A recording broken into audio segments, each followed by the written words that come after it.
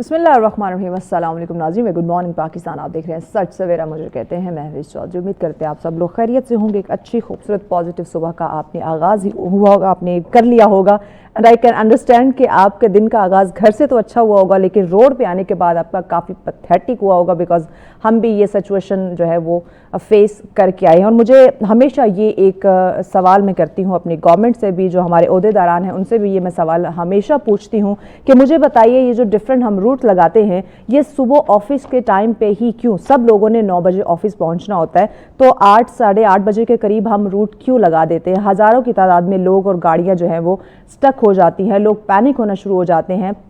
Already जो situation है वो हमारे सामने है, तो खुदारा इस चीज़ पे जो हमारी हुकूमत है, गवर्नमेंट पॉलिसीज़ मेकर हैं, जो इससे रेलिवेंट अदारे हैं, वो ज़रूर इस पे सोचें कि जो आप जिन लोगों के लिए रूट लगाते हैं और जिन लोगों को तकलीफ़ देते हैं, सब इक्वल हैं। सबको इक्वल लेकर चलने से ही ये मुल्क कामयाब हो सकता है। आप किसी को प्रायोरिटी देंगे और किसी को आप दूसरों को आप कमतर समझना शुरू हो जाएंगे, तो इससे मुल्क और कौम मुआशरे कभी भी कामयाब नहीं होते, ना तरक्की याफ्ता होते हैं। तो खुदारा इस पे आप लोग ज़रूर सोचिए, बिकॉज आज सुबह जो मेरी सिचुएशन मैंने फील की और मेरे साथ जो हज़ारों की तादाद लोगों ने फेस की, वो मैं बयान नहीं कर सकती कि वो सिचुएशन कैसी थी। दिन का आगाज़ हम बड़ा खूबसूरत करते हैं, लेकिन रोड पे आने के बाद कुछ हमारी पॉलिसीज़ की वजह से, नाकिस मैनेजमेंट की वजह से वो पूरा दिन हमारा जो है वो स्पॉइल होना शुरू हो जाता है। तो मैंने आज ये सोचा था कि प्रोग्राम के आगाज़ में ज़रूर मैं गवर्नमेंट के लिए और इससे रिलेवेंट जो इदारे हैं उनसे ये सवाल ज़रूर करूंगी कि ये रूट्स आखिर क्यों लगते हैं और फिर सुबह ऑफिस के टाइम पे ही क्यों लगाए जाते हैं। ये सवाल छोड़े जा रही है। अब हम आगे बढ़ते हैं। आज जो हमारी खूबसूरत सी स्टोरी है उसकी तरफ आते हैं। हम बात करने वाले हैं एक नई सुबह की, एक नई सोच की और एक नए जज्बे की। नाज़रीन, ये जज्बा, जब ये मेरे पास स्टोरी, ये मौजू आया था, मुझे बड़ा अच्छा लगा कि हम भाईचारे पे, प्यार मोहब्बत पे हम बात करेंगे कि लेकिन अब इसके अभी जो सुबह हुआ तो मुझे लगता है ये स्टोरी हमें चेंज करनी चाहिए थी, लेकिन फिर भी मैं नेक्स्ट के लिए आप लोगों के साथ ये ज़रूर शेयर करती हूँ कि हम भाईचारे की बात करते हैं, प्यार मोहब्बत की बात करते हैं। नाज़रीन, मोहब्बत का जो रिश्ता है वो डेफिनेटली किसी लालच के बगैर होना चाहिए, उसमें कोई किसी किस्म का आपका मुफाद जो है वो नहीं होना चाहिए। और ये लफ्ज़ भाईचारा सिर्फ लफ्ज़ नहीं है नाज़रीन, ये एक एहसास है जो हम सबको होना चाहिए। और ये एक ऐसा रिश्ता है जो ना खूनी होता है, ना रस्मी होता है, मगर दिल से जुड़ा हुआ होता है। अगर दुनिया में हर शख्स थोड़ा सा भाईचारा दिखा दे तो ना कोई तन्हा रहेगा, ना कोई महरूम रहेगा। जी हाँ, हम बात करेंगे इन्हीं खूबसूरत रिश्तों की, जहाँ एक दोस्त भाई बन जाता है, एक पड़ोसी सहारा बन जाता है। तो नाज़रीन, एक छोटी सी स्टोरी इसी से रेलिवेंट एक और आपके साथ शेयर करती हूँ कि एक दिन बस स्टॉप पर 2 अजनबी बैठे थे। बारिश जो है वो ज़ोरों शोरों पर थी और एक नौजवान के हाथ में सिर्फ एक छतरी थी। पास बैठा जो बुजुर्ग शख्स है बारिश में भीग रहा था, तो नौजवान ने कुछ देर सोचा, फिर मुस्कुराकर बोला, चलिए अंकल, छतरी छोटी है मगर नीयत बड़ी है, दोनों आधा आधा भीग लेते हैं। नाज़रीन, क्या ही खूबसूरत ये अल्फाज थे कि छतरी तो छोटी है मगर नीयत बड़ी है। तो आज वाकई ही ये जो अभी सुबह हैपनिंग हुई या इससे पहले होती आ रही है, नीयत की सारी बात है नाज़रीन। नीयत, दिल बड़ा करे, सोच बड़ी करे तो तमाम मसाइल हमारे हल हो सकते हैं। ये मुआशरा खूबसूरत हो सकता है, हमारी ज़िंदगी से तलखियाँ निकल सकती हैं, हमारी ज़िंदगियों में आसानी आ सकती है, लेकिन हमें हमारी सोच को, नीयत को बड़ा करना होगा। इसी प्यारी बात को लेकर आगे बढ़ते हैं। आज का जो टॉपिक है वो हमारा बहुत ही अहम है, जिस पे हम बात करेंगे एक ऐसी बीमारी जो हमारे माशरे को, हमारे नौजवानों को खोखला कर रही है, उनकी ज़िंदगी तबाह कर रही है। ड्रग एडिक्शन, मंशियात की बात करें, ये माशरती बीमारी है और ये इस वक्त माशरे में ऐसे नासूर की तरह फैल रही है कि इसको एज सुन एज पॉसिबल अगर कंट्रोल ना किया गया तो हमारी जो बहुत बड़ी आबादी यानी एसिड यूथ 65% हमारे नौजवान हैं, कहीं वो तबाह बर्बाद ना हो जाए। बिकॉज इस मुल्क को, कौम का, इस माशरे की वो एक बैकबोन, एक रीढ़ की हड्डी की मानंद है, तो उनको मजबूत करना, उनको सेहतमंद करना ये बहुत ज़्यादा ज़रूरी हो चुका है। तो ये मंशियात जैसी बीमारी ये इस माशरे में आई कहाँ से? क्योंकि कुछ साल अगर हम पीछे चले जाएं तो इतनी ये कॉमन नहीं थी, ये बीमारी थी लेकिन इतनी कॉमन नहीं थी, लोग डरते थे या इतनी इजी एक्सेस नहीं था। बट राइट नाउ सिचुएशन देखें, स्कूल, कॉलेज, यूनिवर्सिटीज़ के जो बच्चे बच्चियां हैं उनकी पहुंच में भी ड्रग्स हो चुकी हैं। मुख्तलिफ हम देखते हैं शीशा कैफ़े बन चुके हैं। ये शीशा क्या है जो लोग पी रहे होते हैं? ये वेप क्या है जो लोग इसका इस्तेमाल कर रहे होते हैं? इसके साथ और बहुत सारे ड्रग के साथ चीज़ें, अल्कोहल है और कुछ ऐसी है जिनका मैं नाम नहीं मेंशन करना चाहूँगी, but you know very well कि हम किस हवाले से बात करते हो। आज इन डिटेल इस पर हम जानने की कोशिश करेंगे। کہ آیا یہ جو ڈرگ ایڈکشن ہے یہ کس طرح سے اس کا خاتمہ ممکن ہو سکتا ہے، اور اگر ایزی ایکسیس ہے ہمارے بچوں تک تو اس کے ذمہ دار کون ہے، اور اس پہ بات کرنے کے لیے ہمارے مہمان ہمارے ساتھ موجود ہیں جی اسٹوڈیو میں. فیاض احمد صاحب ہمارے ساتھ ہیں جی. السلام علیکم فیاض صاحب، بہت شکریہ آپ کے وقت کا فیاض صاحب. اچھا فیاض صاحب، مجھے سب سے پہلے تو بتائیے گا کہ اٹس ویری امپورٹنٹ کہ ہم ڈرگ پہ اکثر ہمارے شو میں بات بھی ہوتی ہے، بٹ بنیادی میں سوال جو میں کرنا چاہوں گی نا وہ یہ سوال میں کرنا چاہوں گی، کیونکہ جیسے ابھی میں نے بات کی کہ ہمارے اسکول کالج یونیورسٹیز کے اندر ہمارے بچوں تک ایزی ایکسیس ہو چکا ہے.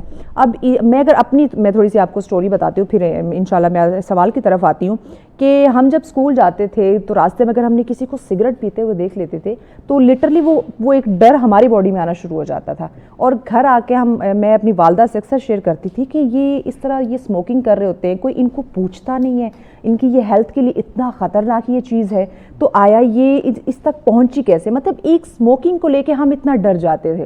لیکن اب اگر میں دیکھوں اسکول بچے جب جا رہے ہوتے ہیں ان کے ہاتھ میں ویپ ہے، ان کے ہاتھ میں سگریٹ ہے، اور ڈفرینٹ قسم کے وہ ڈرگز میں وہ انوالو ہوتے ہمیں نظر آتے ہیں.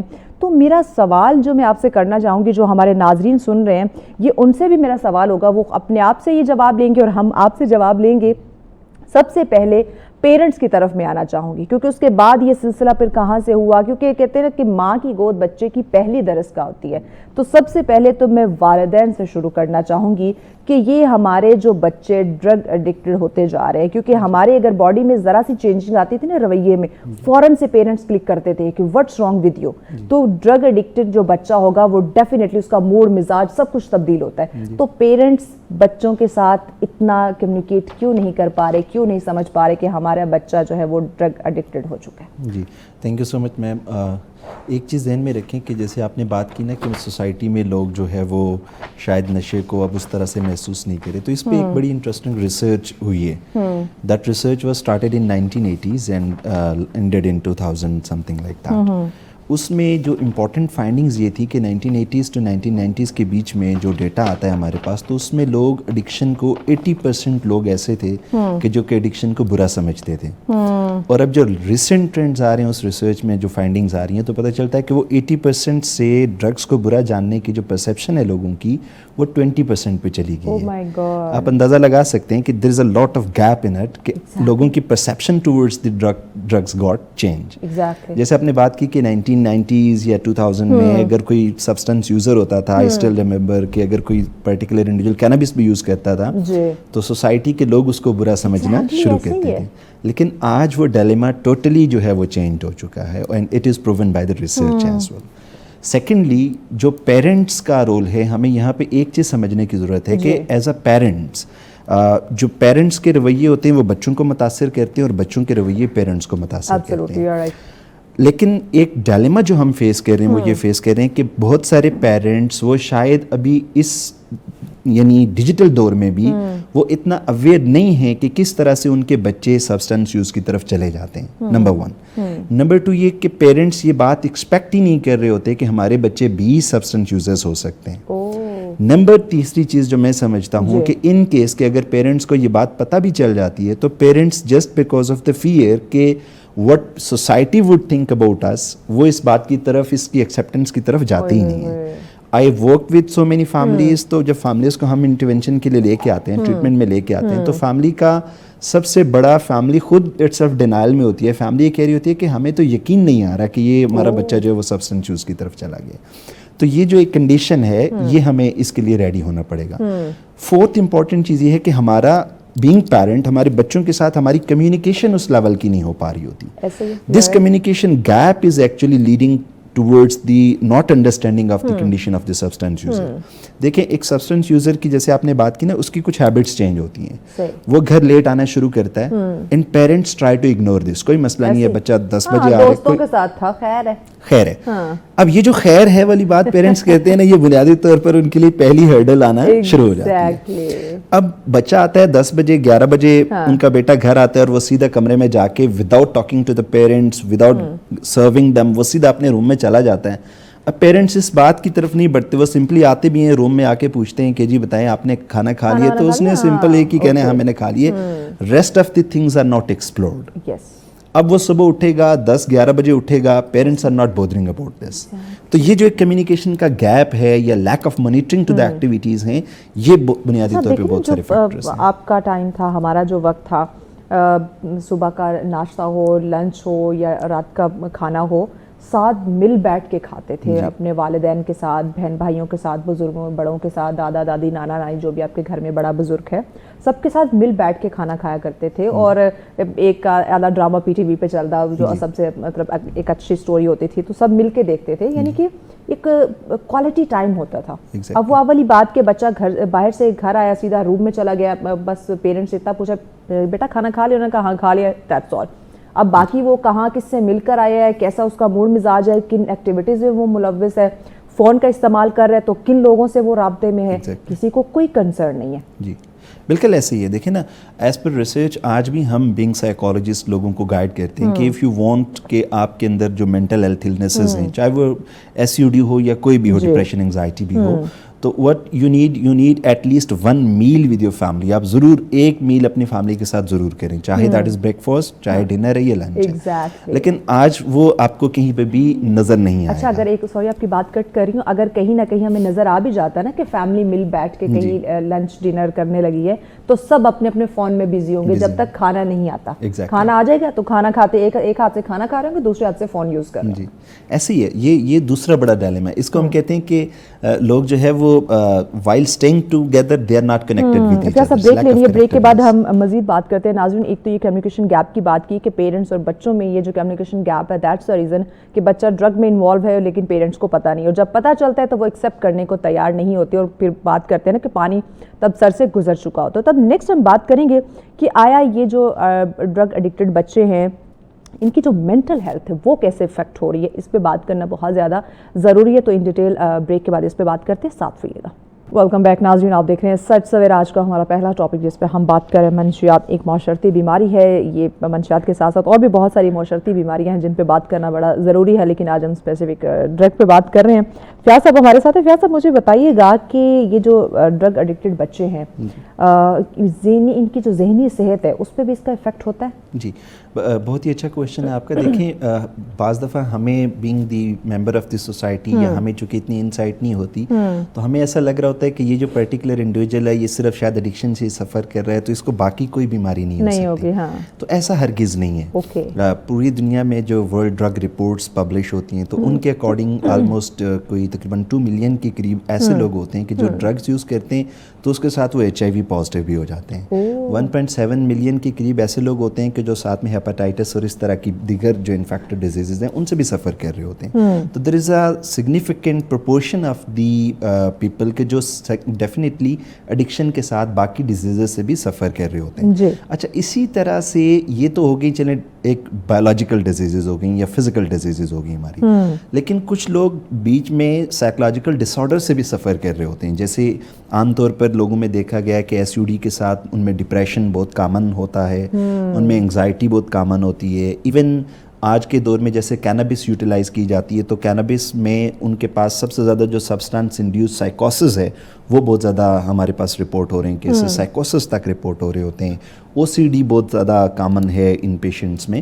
اس طرح کے بہت سارے سائیکولوجیکل ڈس آرڈرز ہیں جو کہ سبسٹنس یوز کے ساتھ جو ہے وہ پیشنٹس میں نظر آ رہے ہوتے ہیں. اچھا, مجھے بتائیے گا کہ جیسے ہم نے ذرا کچھ سال قبل کا بھی ہم نے حوالہ دیا کہ قدیم زمانے میں یہ اتنی ایزی ایکسیس نہیں تھی یا لوگ اس کو برا سمجھتے تھے.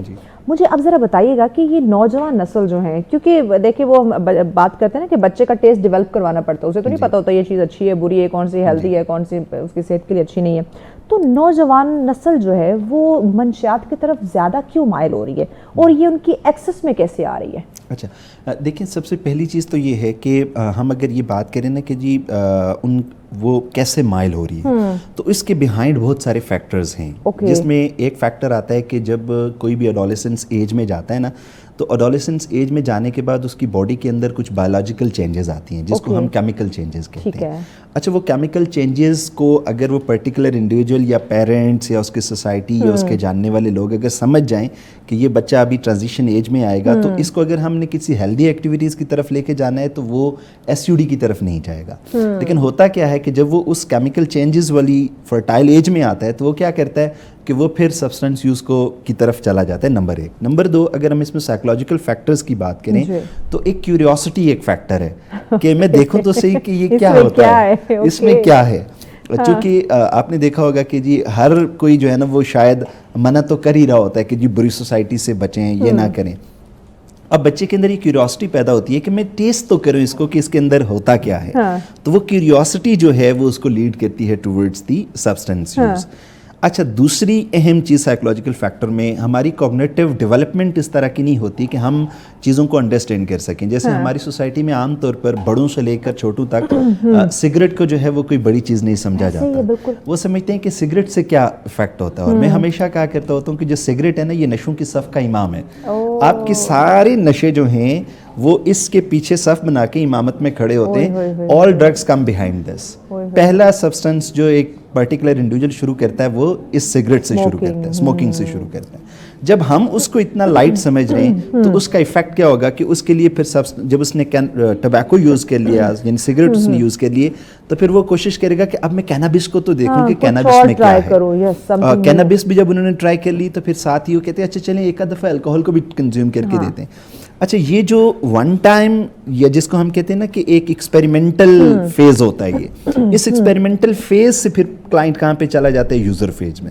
क्योंकि फिर वो क्या करता है कि फिर वो कहता है अच्छा चलें ओकेजनली यूज करना स्टार्ट करता हूँ, यानी वंस इन अ वीक या वंस इन अ मंथ, इस तरह से वो यूज पे चला जाता है. फिर क्या होता है कि फिर थर्ड स्टेज में चला जाता है कि जहाँ पे उसका कंपल्सिव यूज हो जाता है कि अब वो सब्सटेंस के बगैर रह नहीं सकता. तो ये एक फैक्टर है. दूसरी बात ये है कि एक्सेसिबिलिटी. आप देखें इकोनॉमी में खासा कंट्रीब्यूट कर रही होती है आपकी ये जो जितने भी यानी टबैको से, जैसे मिसाल के तौर पर टैक्सेशन की अगर आप बात करें तो टबैको से गवर्नमेंट अच्छा खासा टैक्स वसूल करती है. अब गवर्नमेंट को इसके ऊपर काम करने की ज़रूरत है कि टबैको से जो टैक्स ले रही है वो टैक्स को अगर गवर्नमेंट किसी और खाते में रख ले तो टबैको की जो यानी कल्टिवेशन हो रही है, जो हार्वेस्टिंग हो रही है, उसके ऊपर अगर बैन किया जाएगा तो डेफिनेटली इसकी एक्सेसिबिलिटी क्या हो जाएगी, रिड्यूस हो जाएगी. अच्छा, इस को बैन करने की एक नाकाम कोशिश की गई थी जी, नाकाम कोशिश मैं कहूँगी, क्योंकि उस पर उस तरह अमल दरामद नहीं हुआ. और आप देखें फिर वाफर मिकदार ऐसे ही है. आप देखें ना बहुत सारी एजुकेटेड सोसाइटीज़ में अंडर 18 जो एज के लोग होते हैं उनको सिंगल स्टिक ऑफ सिगरेट नहीं आप सेल कर सकते एक जो यानी ग्रोसरी स्टोर्स जो हमारे होते हैं. लेकिन हमारे यहाँ क्या होता है कि एक छोटा बच्चा पेरेंट्स उसको भेज दे जाओ मेरे लिए एक सिगरेट की डब्बी लेके आओ. तो ये एक डायलेमा है कि जिसमें छोटे बच्चे को भेजो तो अब उसका भी माइंडसेट बन रहा है कि अब्बा ये पीते हैं तो चलो मैं भी ट्राई करता हूँ. हाँ, और फिर उससे बड़ी बात ये है कि ये जो ड्रग माफिया ये इटसेल्फ इतना स्ट्रांग है कि हर माशरे में, हर सोसाइटी में, हर मोहल्ले में कहीं ना कहीं आपको ड्रग स्मगलर्स, ड्रग डीलर्स आपको बाकायदा तौर पर मिलेंगे. और वो क्या करते हैं, वो बाकायदा तौर पर आपके बच्चों को ड्रग्स की सूरत में नशा जो है वो प्रोवाइड कर रहे होते हैं. तो वो क्या है कि वो हर बच्चे के लिए ईजी एक्सेसिबिलिटी हो चुका है. तो इसके ऊपर गवर्नमेंट को बाकायदा तौर पर रिफॉर्म्स और इंटरवेंशन की हमें ज़रूरत है ताकि इस पे काम किया जा सके. एक तो ये जो ड्रग डीलर या जो माफिया है ये डेफिनेटली बच्चों को ये इन्होंने इजी बना दिया हुआ है. और स्टार्ट में इनको कम प्राइस, कम बजट में चीज़ें, यानी कि पहले उनको आदी बनाना, उसके बाद अपना बिजनेस चमकाना. अनफॉर्चुनेटली ये चीज़ें चल रही है. तालीमी अदारों के अंदर ये चीज़ें बड़ी कॉमन हो चुकी हैं. तो वहाँ पे मंशियात के फैलाव को रोकने के लिए हमें क्या इक़दाम करने चाहिए? देखिए, बहुत ही अच्छा आपका एक क्वेश्चन है कि डेफिनेटली एजुकेशनल इंस्टीट्यूट्स को बहुत ज़्यादा रोल प्ले करने की ज़रूरत है. जिसमें सबसे पहला काम जो एजुकेशनल इंस्टीट्यूट को करने की ज़रूरत है वो ये है कि यूनिवर्सिटी के अंदर ड्रग अवेयरनेस प्रोग्राम्स किए जाएँ, जिसमें बताया जाए कि किस तरह से ड्रग्स जो है वो सोसाइटी में या एक पर्टिकुलर इंडिविजुअल को कैसे मुतासिर करती हैं. जैसे मिसाल के तौर पर आज तक जितनी भी इंटरवेंशंस पे काम किया गया है तो पता ये चला कि इंसान हमेशा उसी चीज़ से रुकता है जिसके इंसान को नुकसानात पता हों. उसको पता चल जाए कि ये चीज़ मुझे कितना नुकसान करती है, तो फिर वो क्या करता है, अपने आप को उससे रोकने की कोशिश करता है। जैसे मिसाल के तौर पे शुगर हो जाती है किसी पर्टिकुलर इंडिविजुअल को, तो आपने देखा होगा कि शुगर का मरीज़ चाय भी फीकी पीने का आदी होना शुरू हो जाता है। क्यों? कि उसको पता चल जाता है कि अगर मैं शुगर पीऊँगा तो इससे क्या होगा कि मुझे शुगर की मेरी बीमारी मज़ीद बढ़ेगी और at the and I can die. यही फिनोमेना अगर हम एडिक्शन की अवेयरनेस में जाएं, हम अगर बताएं कि जी एडिक्शन के न्यूरोलॉजिकल डैमेजेस क्या हैं, किस तरह से ये डोपामिन को इंक्रीज करता है, किस तरह से ये लिवर को डैमेज करता है, किस तरह से ये हमारे ब्रेन को डैमेज करता है, किस तरह से ब्रेन को डैमेज करके जो डिसीजन मेकिंग के स्किल्स हैं, लॉजिकल थिंकिंग के स्किल्स हैं, या जो क्रिटिकल रीजनिंग है हमारी, उसको कैसे मुतासिर करता है। तो उससे क्या होता है कि उससे इसके अंदर एक सिग्निफिकेंट आपको रिडक्शन मिलेगा। तो सबसे पहली चीज़ तो यूनिवर्सिटीज़ को काम करने की ज़रूरत है at the awareness level. Second level पे यूनिवर्सिटीज़ को रैंडमली हम कहते होते हैं ड्रग स्क्रीनिंग टेस्ट करने चाहिए स्टूडेंट्स के, जो कि क्वाइट डिफ़िकल्ट है और इसमें बहुत ज़्यादा रेजिस्टेंस शो होगी, क्योंकि who would like to be screened, तो ये पॉसिबिलिटी नहीं है। लेकिन अगर यूनिवर्सिटीज़ के एडमिनिस्ट्रेशन इस पे थोड़ा सा स्ट्रिक्ट एक्शन लें, करना चाहें तो कर सकते हैं। Exactly, universities can make policies ना, तो वो अपनी पॉलिसीज़ के अंदर अगर इसको इंक्लूड कर लें तो that can work a lot. Third number पे ये है कि at the time of admission अगर उस पर्टिकुलर इंडिविजुअल का जो कि टेस्ट अप्लाई कर रहा है, तो देखें हर यूनिवर्सिटी कोई ना कोई स्क्रीनिंग टेस्ट करती है, चाहे वो उसका सब्जेक्ट रिलेटेड टेस्ट हो, उसके साइकोमेट्रिक्स हो, तो वो टेस्ट ज़रूर अप्लाई करती हैं। तो एट दैट टाइम अगर इस पर्टिकुलर इंडिविजुअल को स्क्रीन कर लिया जाए टूवर्ड्स दिस सब्सटेंस या किसी भी एक, आजकल मल्टी किट्स ड्रग्स अवेलेबल हैं, तो आप उसको फैमिली से चार्ज करके आप उसको टेस्टिंग किट में वहाँ पे भी उसको इंट्रोड्यूस कर सकते हैं। अच्छा, फोर्थ नंबर पे जो इंस्टीट्यूट्स हैं वो अगर आमतौर पर क्या होता है कि इंस्टीट्यूट्स के अंदर जब कोई एडिक्शन का केस रिपोर्ट होता है तो उसको ज़्यादा से ज़्यादा ये किया जाता है कि कोई फाइन कर दिया जाता है या फिर एट वर्स्ट उसको जो है क्या किया जाता है, एक्सपल्जन कर दी जाती है। माजिद के साथ अब जो हमारे तालीमी इदारे हैं, जो स्कूल कॉलेज यूनिवर्सिटी खासकर जो प्राइवेटाइज हैं, उनको तो कोई कंसर्न ही नहीं है, उन्होंने तो अपनी दुकान चमकानी है। बच्चा किस चीज़ में किस चीज़ का एडिक्टेड होता जा रहा है, वो ड्रग ले रहा है, कौन सी ले रहा है, उसकी ज़िंदगी मौत का सवाल है, वो कितना एक्टिव है या कितनी उसकी सेहत मुतासिर हो रही है, उनको कोई कंसर्न नहीं। भारी फीस आ रही है और बस उनका एक बिजनेस चल रहा है। एक और चीज़ मुझे बताइएगा कि अवेयरनेस का आपने चूँकि जिक्र किया, मीडिया और सोशल मीडिया इस वक्त बड़ा बूस्ट पे है, लोग देखते हैं, सुनते हैं, उस पर अमल करने की कोशिश करते हैं, फॉलो करते हैं उन चीज़ों को। अब वो डिपेंड करता है, कुछ लोग पॉजिटिव चीज़ों को अडॉप्ट कर लेते हैं, कुछ लोग नेगेटिविटी की तरफ चले जाते हैं। तो मीडिया इंडस्ट्री का जो है वो आप क्या समझते हैं, जो हमारे electronic print media, social media है, इनका क्या किरदार है ये मंशियात के खिलाफ अवेयरनेस मुहिम जो है वो चलाएं, या इस तरह के प्रोग्राम या इस तरह के कंटेंट जो है वो शेयर किया जाए? देखिए, मीडिया का एक बहुत इंपॉर्टेंट रोल है, आप कह सकते हैं कि बैकबोन है मीडिया, इसलिए कि आज के दौर में तकरीबन हर आदमी जो है वो डिजिटलाइज हो चुका है, उसके पास एक स्मार्टफोन है, वो स्मार्टफोन के ऊपर वो उसको कोई भी इन्फॉर्मेशन चाहिए होती है तो वो गूगल करके या फेसबुक पे किसी भी चीज़ को वो कर सकता है। अब ये इन्फॉर्मेशन क्या कर सकती है कि उसको बहुत ज़्यादा हेल्प आउट कर सकती है, फैमिलीज़ को भी और एसयूडी को भी।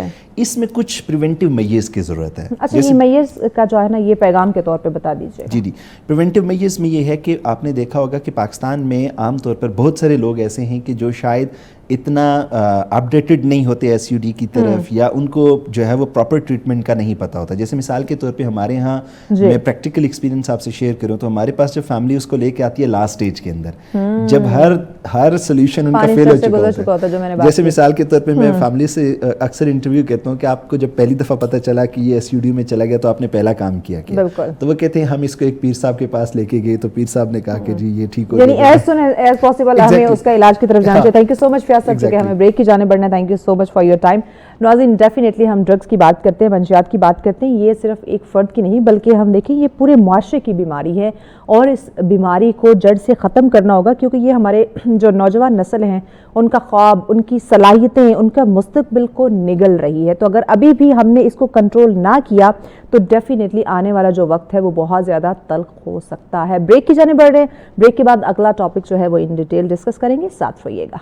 वेलकम बैक नाज़रीन, आप देख रहे हैं सच सवेरा। आज का हमारा अगला टॉपिक बहुत ही अहम है नाज़रीन, जिस पे हम बात करने जा रहे हैं। नाज़रीन, जदीद दौर में टेक्नोलॉजी की हम बात करें तो जहां इसने ज़िंदगी को आसान किया है, वहीं इसने ज़िंदगी को बहुत तेज़ तर भी बना दिया है। और इसके साथ हम देखते हैं बहुत सारे नए ख़तरात और नए चैलेंजेस का भी हमें सामना है। साइबर क्राइम, यानी कि हम बात करें तो ऑनलाइन جرائم کی یہ دنیا آپ اس کو کہہ سکتے ہیں جو ایک بہت بڑا چیلنج ہمارے لیے بن چکا ہے, بلکہ اوور آل دنیا کے لیے یہ بن چکا ہے. آپ دیکھیں internet, social media, digital plate form کا جو بڑھتا ہوا استعمال ہے, آپ اس میں دیکھیں تو جو اویئرنیس ہے یا معلومات کی میں اگر بات کروں تو اس نے دنیا کے لیے دروازے جو ہیں وہ کھلے چھوڑ دیے ہیں. اور اس کے ساتھ ساتھ ہم اور کچھ چیزیں دیکھتے ہیں جس میں ہیکنگ ہے, ڈیٹا چوری ہے, مالی فراڈ ہے, جعلی آپ کا شناخت ہے اور سائبر بلیک میلنگ جیسے جرائم جو ہے وہ ہمیں دیکھنے اور سننے کو ملتے ہیں. تو آج ہم اس پہ بات کریں گے کہ حکومت جو اوور گورنمنٹ کی بات کی جائے تو وہ اس پہ کیا اقدامات کر رہی ہے, کس طرح سے لوگوں کو جو ہے وہ سیکیورٹی پرووائڈ کر رہی ہے, اور جو اس سے ریلیونٹ ادارے ہیں وہ کتنا اس میں پیش ہمیں دیکھنے کو ملتے ہیں. کیونکہ اس تیزی سے بدلتی دنیا کے ساتھ آپ کو چیزیں بدلنی ہوگی, آپ کو سائبر سیکیورٹی کی اہمیت کو جاننا ہوگا اور اس ٹول کو آپ کو تیز کرنا ہوگا, اور یہ ڈیفینیٹلی اس وقت یہ ہماری اہم ضرورت بھی ہے. تو اس پہ آج ہم بات کریں گے کہ کس طرح اپنے ڈیٹا کو ہم محفوظ کر سکتے ہیں, کس طرح یہ جو سائبر کرائم ہے اس سے ہم یہ جو چیزیں ہیں بچ سکتے ہیں. سیکیورٹی کی بات کی جائے تو کس طرح سے سیکیور کیا جا سکتا ہے, یا کون سے خدشات یا چیلنجز کا ہمیں سامنا ہے, اس پہ بات کریں گے. اس پہ ڈسکشن کے لیے زوم پہ مہمان نے ہمیں جوائن کیا جی, حماد خالد ہمارے ساتھ ہے. بہت شکریہ حماد صاحب آپ کے وقت کا. پہلا سوال آپ سے یہی کرنا چاہوں گی کہ ناظرین کی آسانی کے لیے تھوڑا سا ڈیفائن کر دیجیے گا کہ سائبر کرائم سے کیا مراد ہے اور یہ کن شکلوں میں پایا جاتا ہے. جی فرسٹ آف آل السلام علیکم. وعلیکم السلام. سب سے پہلے جیسے کہ آپ نے کوشچن کیا سائبر کرائم کیا ہے اور یہ کن صورت میں پایا جاتا ہے, تو سائبر کرائم مطلب اگر سائبر کرائم کی بات کی جائے جی تو یہ ایک ایسا اٹیک ہے جو کہ ہمیں نہ تو نظر آتا ہے اور نہ ہی ہم اسے اتنی ایزیلی جج کر سکتے ہیں کہ ہم سائبر کرائم کے جو ہے اس گہرے کے اندر گہراؤ میں آئے ہوئے ہیں یا نہیں آئے ہوئے. تو جس طرح کے بہت پہلے جو جنگیں ہوتی تھی وہ ہماری جس طرح کے بندوق اور اسلحے کے نوک پہ ہوتی تھی, تو آج کی جو جنگیں اور جو ہمارا جو باہر کے جو ہمارے اٹیکس ہیں وہ موسٹلی سائبر ہیں. ٹھیک ہے, سائبر کیا ہے, سائبر کس طرح ہے. اس سائبر اٹیک سے مراد یہ ہے, اگر ہم سائبر اٹیک کی بات کریں تو سائبر اٹیک سے سمپل آپ کے جو ہے آپ کو ایکسیس کر لیا جاتا ہے ریموٹلی آپ کے موبائلز کو اور آپ کے ایوری تھنگ کو. اچھا مجھے ٹھیک ہو گیا. اچھا مجھے بتائیے گا کہ موجودہ دور کی اگر ہم بات کریں تو سائبر سیکیورٹی کو لے کے سب سے بڑا چیلنج, یا ہم کہیں تو سائبر سیکیورٹی سب سے بڑا چیلنج کیوں بن چکی ہے, واٹس دا ریزن؟ آج کے دور میں سائبر سیکیورٹی سب سے بڑا چیلنج صرف اس بیس پہ بن چکی ہے کیا ایک تو فرسٹ آف آل تو یہ جو سائبر اٹیکس ہے نا, اس کے اندر جو پرسن اس سے ایڈکٹ ہو رہا ہوتا ہے اس کی خود کی انوالومنٹ بہت زیادہ ہوتی ہے اس کے اندر. اس کی ایڈکشن میں فرسٹ آف آل میں آپ کو ایگزامپل دیتا ہوں, جس طرح کہ آج کل جو موسٹلی سائبر اٹیکس ہیں وہ تھرو لنکس ہیں اور ایپس ہیں. ہمیں واٹس ایپ پہ کوئی بھی لنک ریسیو ہوتا ہے, اس کے اندر ڈفرینٹ کوئی ایک میسیج ایک کوٹیشن رائٹ کی ہوتی ہے, کیا آپ کو یہ آپ نے یہ پرائز ون کر لیا, آپ اس لنک پہ اپنا رجسٹر کریں. تو اس ان لنکس کے بیک گراؤنڈ کے پیچھے ایک فشنگ اٹیکس ہوتے ہیں جن کے بہاف پہ جو ہے وہ آپ کے موبائل کو ایکسیس کر رہے ہوتے ہیں ایزیلی, اور ان سے ہمیں اوائڈ کرنا چاہیے موسٹلی. اچھا عام صارفین کی اگر میں بات کروں تو یہ تو ایک آپ نے بات کی نا کہ کچھ لنکس آتے ہیں, ان کو جیسے آپ اوپن کرتے ہیں تو وہاں پہ آپ کو یہ سائبر اٹیک ہو جاتا ہے. لیکن اوور آل جو زیادہ رپورٹ ہونے والے ہیں, یعنی کہ کس چیز سے شکار ہو رہے ہیں ہمارے جو عام صارفین ہیں, زیادہ تر انہیں کن پرابلم کا یا کس طرف سے ان کا ڈیٹا چوری یا ان پہ یہ سائبر اٹیکس ہو رہے ہیں؟ موسٹلی اگر اس ٹائم کے اوپر اگر ایک ریشو ڈیفائن کی جائے تو جو ہمارا سوشل میڈیا ہے, ہم سوشل میڈیا کے ذریعے جو ہے ہم بہت زیادہ ایڈکٹ ہو رہے ہیں سائبر اٹیکس کے نا. ایسے ہی ہے. تو موسٹلی جس طرح کہ ہمارے فیس بکس ہے, ہمیں کچھ ڈفرینٹ اس طرح کی ایک نا ایک ویڈیو ٹائپ یا اس طرح کی ایک ایسا امیج جو کہ اٹریکٹیو امیج ہوتا ہے ایک پرسن کے لیے, اور اس کے نیچے کچھ ایک کوٹیشنز گیون ہوتی ہے اور اس کے نیچے ایک ایسا لنک ہوتا ہے. تو موسٹلی جو اس ٹائم پہ سائبر اٹیکس کی جو ایڈکٹڈ پرسن ہے نا وہ سوشل میڈیا کے تھرو بہت زیادہ ہیں. تو ہمیں ظاہر سی بات ہے ہمیں ان چیزوں کو تھوڑا سا مد نظر رکھتے ہوئے کوئی ایک ایسا ان نون لنک جو کہ ہمیں کسی ان نون سورس سے ریسیو ہو رہا ہے ہمیں اس سے اوائڈ کرنا چاہیے اسے اوپن کرنے سے. اور اس کی کچھ وجوہات یہ بھی ہیں کہ جس طرح کسی ہم کسی لنک پہ کلک کرتے ہیں اور اس سے ہم سائبر اٹیک کا ایڈکٹ ہو جاتے ہیں, تو اس کے اندر کچھ آپ کے موبائل کی ایسی سیٹنگز بھی ہیں جو کہ آپ کو باقاعدہ نوٹیفائی کر رہی ہوتی ہیں کیا آپ کا موبائل کسی اندر پرسن کی ایکسیس میں ہے یا وہ کنٹرول کر رہا ہے اس کو. تو اگر اس کی میں بیسک آج کے دور کے اگر آپ کو میں ایگزامپل دوں, آپ کے موبائل کے اوپر ایک سینسر ہوتا ہے, ٹھیک ہے, اگر ٹاپ پہ بات کی جائے تو کیمرہ کے بالکل نیئر ٹو ایک سینسر ہوتا ہے جو کہ نا آپ کی ایک لائٹ بلنک کرتا ہے. موسٹلی جو سائبر اٹیکس کے جو موبائل ایڈکٹڈ ہوتے ہیں ان میں گرین کلر کی اگر اس لائٹ کو نوٹیفائی کیا جائے تو وہ بلنک کرتی ہے. اچھا, تو اس سے یہ ہوتا ہے کہ آپ کے بیک گراؤنڈ پہ کچھ ایسی ایپس آپ کے اینڈرائڈ سسٹم میں رن ہو رہی ہوتی ہیں جو کہ اس کو نوٹیفائی کر رہی ہوتی ہیں کہ آپ کا جو موبائل کی ایکسیس ہے وہ کسی اندر سورس کے کنٹرول میں ہے.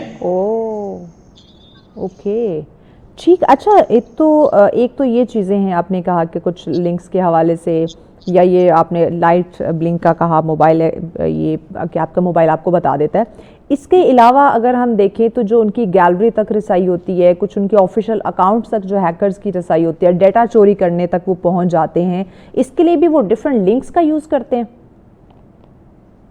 جی جی بالکل ایسا ہی ہے. اب میں اگر آپ کو اس میں اگر مزید میں آپ کو بتاؤں تو ہمارے جو سائبر سیکیورٹی جو ایکسپرٹس ہوتے ہیں, ٹھیک ہے, وہ اسی چیز پہ کام کر رہے ہوتے ہیں کہ جو فشنگ اٹیکس جو میں نے آپ کو ورڈ یوز کیا, اس کا یہ ہوتا ہے یہ آپ کو ڈفرینٹ پلیٹ فارمز کے اکارڈنگ جنریٹ کیے جاتے ہیں. فرسٹ آف آل کوئی فیس بک فشنگ اٹیک ہے تو اس سے صرف جو آپ کی فیس بک کی ایکسیس آپ کا اکاؤنٹ کنٹرول کر لیا جاتا ہے. ہمیں بریک لینی ہے, ہمارے ساتھ بریک لینی ہے. بریک کے بعد اس پہ بات کرتے ہیں کیونکہ یہ بڑا اہم پوائنٹ ہے کہ یہ ہیکرز کس طرح سے جو ہے وہ ہمارے ڈیٹا تک پہنچتے ہیں جس کو وہ چوری کرتے ہیں. تو ناظرین ان ڈیٹیل مزید اس پہ جانیں گے, لیکن بریک کے بعد ساتھ رہیے گا. ویلکم بیک ناظرین, آپ دیکھ رہے ہیں سچ سویرا. آج کا ہمارا نیکسٹ ٹاپک جس پہ ہم بات کر رہے تھے سائبر کرائم سیکیورٹی کا جو ایشوز آ رہے, کیا ریزن ہے اور کن چیلنجز کا ہمیں سامنا کرنا پڑ رہا ہے, اس پہ ہم بات کریں. حماد خالد صاحب ہمارے ساتھ ہیں. حماد صاحب ہمیں بتائیے گا, ہم بات کر رہے تھے کہ ہیکرز جو ہیں وہ صارفین کے ڈیٹا تک کیسے پہنچتے ہیں, اور اگر ہم سوشل میڈیا پلیٹ فارمز کی بات کی جائے جو دھڑا دھڑ ڈفرینٹ پلیٹ فارمز آ رہے ہوتے ہیں اور ہمارے نوجوان اس پہ بڑا ایکٹیو ہمیں نظر آتے ہیں, تو اس کی وجہ سے بھی ہماری جو پرائیویسی ہے وہ کافی ڈسٹرب ہوتی ہے. تو اس کو برقرار رکھنے کے لیے ہمیں کون سی ایسی احتیاطیں جو ہمیں کرنی ہوگی, ضروری ہے؟ جی فرسٹ آف آل جس طرح کہ ہم بات کر رہے تھے, میں نے آپ کو بتایا کہ ورڈ یوز کیا فشنگ اٹیکس کا, ٹھیک ہے. فشنگ اٹیکس سے مینس یہ ہے کہ کچھ ایسے لنک بیک اینڈ پہ جنریٹ کیے جاتے ہیں جن سے آپ کے سوشل میڈیا کو جو ہے وہ اٹیک کیا جاتا ہے. فرسٹ آف آل جیسے ہماری فیس بک ہے, انسٹاگرام ہے, تو ان پہ ان کو ایکسیس کرنے کے لیے نا ہمیں ایک لنک پرووائڈ کیا جاتا ہے. وہ کسی بھی صورت میں ہو سکتا ہے, ہمیں وہ کسی بھی طرح اپنے چال کے اندر مطلب کسی بھی بات کو کر کے ہمیں جو ہے وہ گمراہ کر کے اس لنک پہ کلک کروا لیتے ہیں. تو جیسے ہی ہم اس لنک پہ فرسٹ آف آل جیسے آپ کو میں ایگزامپل دیتا ہوں, آج کل ہماری جو کیا کہتے ہیں ٹیلکوز کمپنیز ہیں, ان کے بہاف پہ موسٹلی جو ہے یوزرز وہ کر ہوتے ہیں آپ کو جیز کے سم پہ جو ہے اتنا MBs اور نیٹ فری مل گیا, آپ یہاں سے اپنا جو ہے وہ لاگ ان کر کے فیس بک کا فری یوز کریں. تو اس طرح کے جو موسٹلی لنکس ہیں وہ فشنگ اٹیک سے کریٹڈ ہوتے ہیں. جیسے ہی ہم ان کے اندر جیسے ہم لنکس پہ کلک کر کے اپنے سوشل میڈیا اکاؤنٹس کو لاگ ان کرتے ہیں تو وہ جو ہم اپنا یوزر نیم, اپنا پاسورڈ اور اینی اوتھینٹیکیشن جو بھی اس میں ریکوائرڈ ہوتی ہے, تو وہ بیک اینڈ پہ جو ہے وہ ہمارے ہیکرز کو جو ہے نا وہ ریسیو ہو رہی ہوتی ہے. تو ان کے بہاف پہ وہ ہمارے سوشل میڈیاز کو ہینڈل کر رہے ہوتے ہیں موسٹلی. صحیح. اچھا مجھے بتائیے گا پاسورڈ مینجمنٹ اور اینٹی وائرس جو سافٹ ویئر ہے یہ سائبر سیکیورٹی میں کیا کردار ادا کرتا ہے؟ یہ سائبر سیکیورٹی میں اگر ان کے جو ہمارے جو ایسے کوئی سافٹ ویئر اور ایسی جو ایپس بنی ہوئی ہے اینٹی وائرس نیم سے جیسے آپ نے بتایا, تو یہ موسٹلی جو ہمارے جو ایک لو لیول سائبر کرائمز ہوتے ہیں نا, جو اٹیکس ہوتے ہیں, انہیں یہ کنٹرول کر سکتی ہیں. ٹھیک ہے. آج کے جدید دور کے اندر جیسا کہ آپ کو پتا ہے جس طرز پہ ٹیکنالوجی موو کر رہی ہے, تو ظاہر سی بات ہے جو ہمارے اٹیکرز ہیں وہ بھی اسی ٹیکنالوجی کو یوز کرتے ہوئے ان سب چیزوں کو جو ہے وہ بھی اتنے ہی شارپ ہیں. جتنی ٹیکنالوجی چینج ہو رہی ہے اتنے وہ بھی ان میں بھی جدت آ رہی ہے. بالکل ایسا ہی, بالکل ایسا ہی. اچھا یہ سائبر وار یا ڈیجیٹل جنگ کے جو خطرات ہیں یہ کتنے حقیقی ہیں؟ اگر سائبر وار اور جو آپ جس ہم جنگ کی ہے ڈیجیٹل جنگ کی بات, تو موسٹلی جو ہے ہمارا جو یورپینز کنٹریز ہیں, اگر لاسٹ ایئر کے 2023 کے اندر آئی تھنک ایک پاکستان سے رپورٹ ایک پبلش ہوئی ادارے کی طرف سے, تو اس میں یہ چیز کلیریفائی کی گئی کہ جو ہمارے یورپین کنٹریز ہیں انہوں نے نہ کہ پاکستان پہ اور ہمارے مسلم ممالک پہ صرف اور صرف مطلب کیا ایک فزیکلی جنگ کے لیے جو ہے اپنا ڈیفینس پروڈکشن کو جو ہے انہوں نے بجٹ الاؤنس کیا, جو کچھ بھی کیا ان کی پریپریشن کی, انہوں نے پراپرلی ایک سائبر کرائم اور جو ڈیجیٹل جنگ ہے نا اس کا انہوں نے پراپر ایک اناؤنس کیا. اور آئی تھنک سو دیٹ جو ان کا ڈیفینس پروٹیکشن کا جو بجٹ ہوتا ہے اس میں سے انہوں نے 70% جو ہے وہ ہمارے صرف اور صرف ڈیجیٹل اٹیکس پہ انہوں نے جو ہے وہ یوز کیا اسے نا. اوکے, سو نوجوان نسل جو ہے اس کے لیے سائبر ایجوکیشن دینا یا سمجھنا ان کے لیے کتنا ضروری ہے, پیغام کے طور پہ بتا دیجیے ناظرین کو. جی بالکل, آج کی اگر بات کی جائے تو آج کے دور میں اکارڈنگ ٹو مائی ایکسپیرینس کیا یہ ہے, کیا آج کے دور میں جو کوئی بھی اینڈرائڈ یوزر ہے ہمارے پاس, کوئی بھی اینڈرائڈ یوزر ہے تو اس کے لیے بہت زیادہ ضروری ہے کہ وہ ایک بیسک جو سائبر اٹیکس ہے نا, جو ان کے فشنگ اٹیکس ہیں, جو سائبر اٹیکس ہیں جن سے وہ اڈکٹ ہوتے ہیں, انہیں اس کا نالج ہونا چاہیے. کیونکہ ظاہر سی بات ہے آج کے دور میں بچہ جو ہے وہ موبائل یوز کر رہا ہے. اچھا عمار صاحب, thank you very much. Definitely ناظرین, سائبر کرائم کی بات کریں تو یہ ایک جدید دور کا ایک سنگین مسئلہ ہے, اور یہ ہماری معلومات, شناخت اور سیکیورٹی کی بات کریں تو اس کے لیے بھی خطرہ بنتا جا رہا ہے. تو اس پہ ہمیں بڑے ہی متحد اس پہ رہنا ہوگا اور فوکس رہ کے اس کے لیے ہمیں کوئی نہ کوئی حل نکالنا ہوگا, کیونکہ جب تک آپ کو جدید حفاظتی اقدامات نہیں اپنائیں گے تب تک آپ یا آپ کا ڈیٹا محفوظ نہیں رہ سکتا. تو ذمہ دار ڈیجیٹل جو معاشرہ ہے وہ تشکیل تبھی دیا جا سکتا ہے تب جب تک ہم ان چیلنجز کا اگر ہم کوئی حل نکال لیتے ہیں, سولوشن نکال لیتے ہیں, تبھی ایک ڈیجیٹل یا کامیاب معاشرہ تشکیل دیا جا سکتا ہے. بریک کی جانب بڑھے, بریک کے بعد اگلا ٹاپک ڈسکس کریں گے, ساتھ رہیے گا. ویلکم بیک ناظرین, آپ دیکھ رہے ہیں سچ سویرا. آج کا ہمارا اگلا ٹاپک بہت ہی اہم ہے ناظرین. ہر سال 6 نومبر کو جنگ میں ماحولیاتی استحصال کی روک تھام کا یہ عالمی دن منایا جاتا ہے ناظرین, اور اس دن کو جو منانے کا مقصد ہے وہ یہ کہ اس بات کی یاد دہانی کرائی جا سکے کہ جنگیں صرف جو ہے وہ انسانی جانوں کا ہی نہیں, یہ بلکہ اس میں ہم دیکھیں تو ماحول کی بات کریں, زمین, پانی, فضا کو بھی یہ نقصان پہنچاتی ہیں. تو اس پہ آج ہم بات کریں گے کہ جنگی تباہی سے صرف یہ جو ہم بات کریں تو یہ فطری جو وسائل ہیں یہ بھی تباہ و برباد ہوتے ہیں. آپ دیکھیں تو ماحولیاتی جو توازن ہے وہ بہت زیادہ افیکٹ ہوتا ہے, بہت زیادہ متاثر ہوتا ہے.